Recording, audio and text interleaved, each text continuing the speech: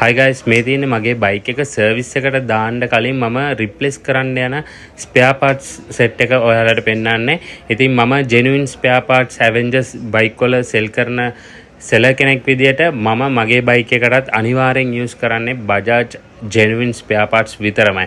ඉතින් මේ තියෙන chain sprocket kit එක, ඒ වගේම rubber damper coupling set එක, bearing set එක. එතකොට bearing coupling අනිවාර්යෙන් මාරු කරන්න ඕනේ.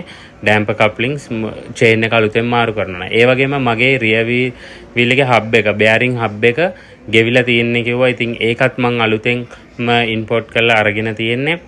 ඒකත් මාරු කරනවා. ඊට අමතරව ස්විං ආම් එකට එන චේන් ස්ලයිඩ් එක මේක අනිවාර්යෙන් මාරු කරන්න ඕනේ. මගේ එක කැඩලා තිබ්බේ. එතකොට ස්විං ආම් එක ඩැමේජ් වෙන්නේ නැති වෙන්න ආරක්ෂා කරන්න එකෙන්.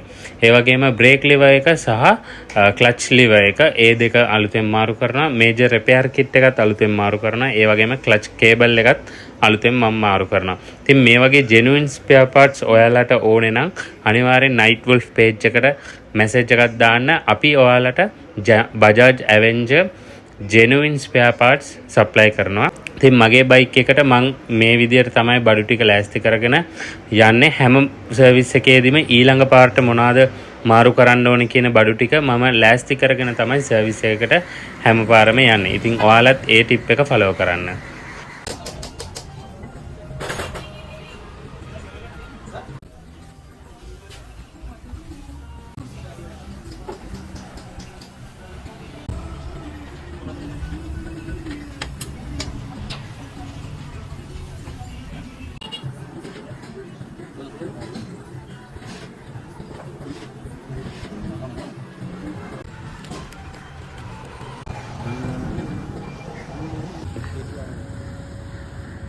Dia bem aí,